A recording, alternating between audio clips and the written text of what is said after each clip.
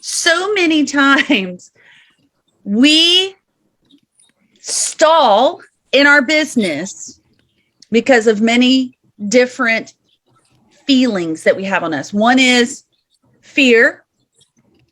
Another is rejection. Another is we get into the comparison mode that we're not as good as someone else. So we get into comparison.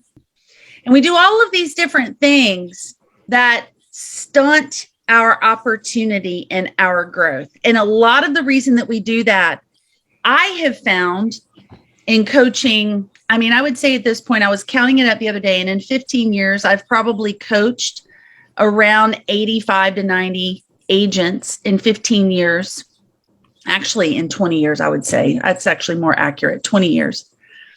And the interesting thing that I find is that it's because we have such a hard time going from an employee mindset to a CEO mindset. An employee mindset where we're told what to do, we're given our duties, we know what we have to do between 9 to 5, we do them, we clock out, we go home, right? And I don't know about you, but when the few times that I did work a 9 to 5 job, I tried to get everything done like by 12 o'clock so that I could just do whatever I wanted to the rest of the day, right? Like Facebook didn't exist back then, but there were other stuff. So the thing about that's important and where I'm going with this conversation is this.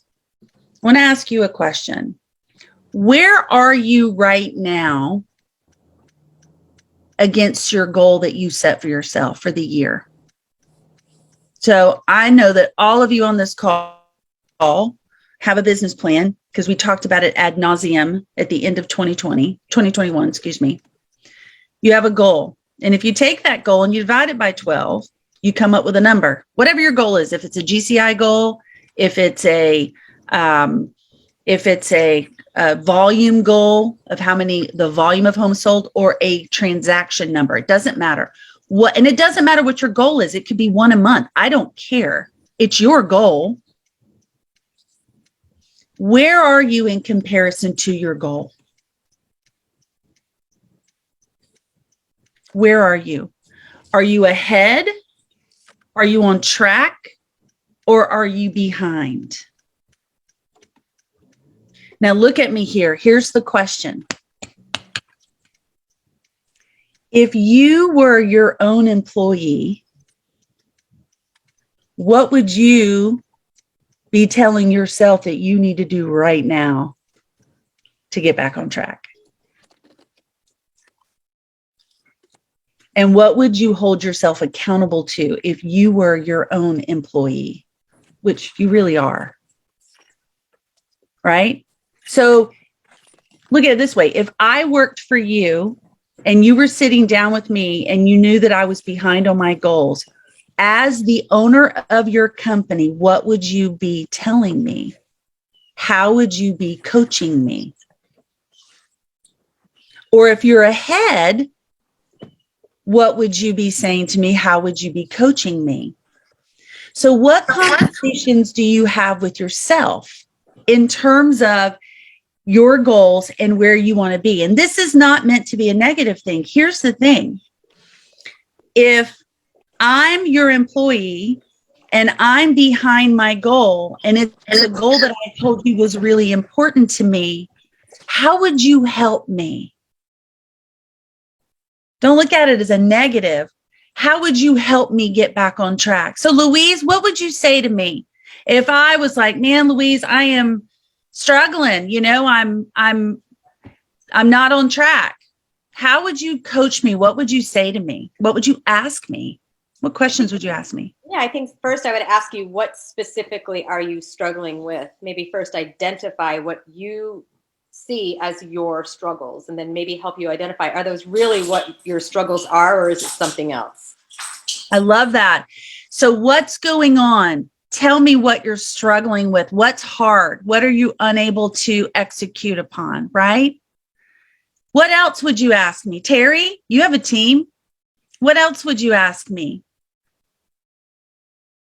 Well, we start with that, but then I also ask, I start all my one-on-ones with what's the most important thing we should be talking about today to help you with your success? Okay. What's the most important thing we should be talking about today to help you with your success? Okay. So what's the most important thing we should be talking about today? And then Louise says, okay, maybe the most important thing is I'm behind goal. Okay. Well, let's pinpoint exactly what it is you're struggling with. What's happening? And then Denise says in the chat box, are you following your schedule? That's a question she would ask her employee. Are you following your schedule? What else would you ask an employee to help them get back on track? Come on. You guys are coaching me today. I'm your employee. I'm behind goal. I want to catch up. What else would you ask me, Joanne? Joanne's like, okay, she's voluntolding me. I would ask you if you've been consistent, because myself, sometimes I do everything I can, but Becky has to remind me that I'm in the long game, not the short game, and it will come and I'll catch up, especially here in the Northeast in the wintertime. So are you being consistent? Are you doing it daily, no matter what the result is? What else? What else would you ask your employee and help them with? What else? I would ask the one thing question. What's the one thing you can do today that is going to make the biggest impact? Sandra Brickley, when I'm telling you what, you are my superstar today. Let's give her a big hand. Let's give her a big hand. Woo-hoo!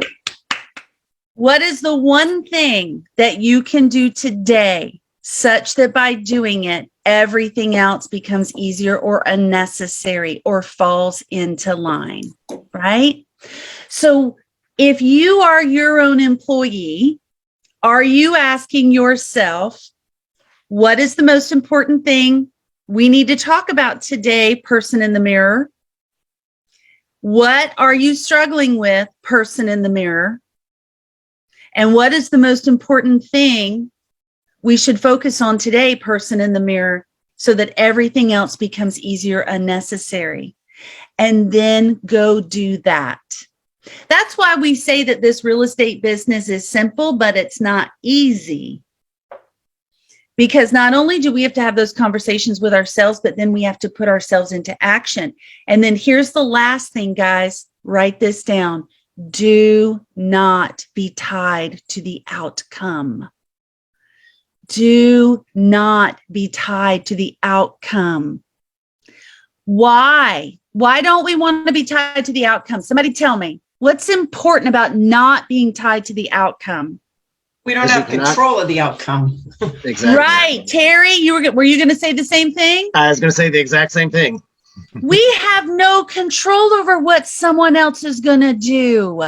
We don't. We don't have any control over how they're going to act, what they're going to say, or what they're going to do. What is the one thing we have control over?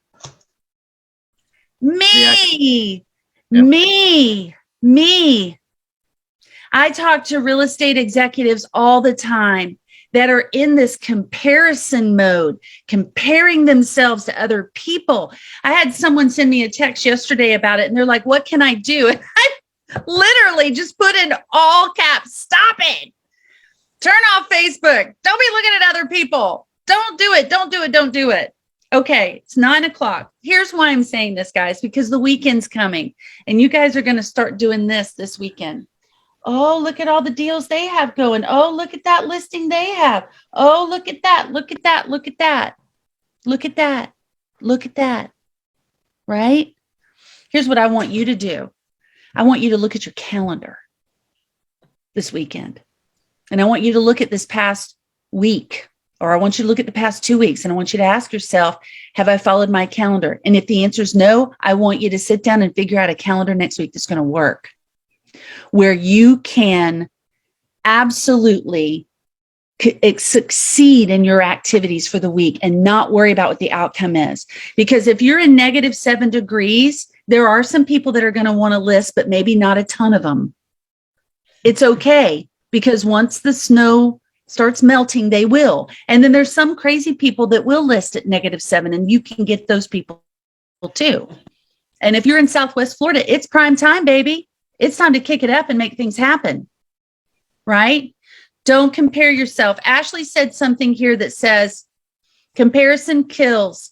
God made us all unique and individual for a reason. Oh, Ashley, I love that. It is so true. We are all unique for a reason. Find your own voice. The Finnig team says, Amanda says, it was not until I stopped doing that I really started to grow.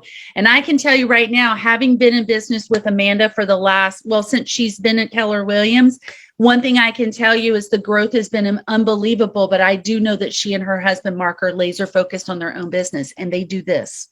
They do this with everybody else. I don't care what everybody else is doing. Doesn't matter to me what everybody else is doing. This is our playbook, and we're working our playbook.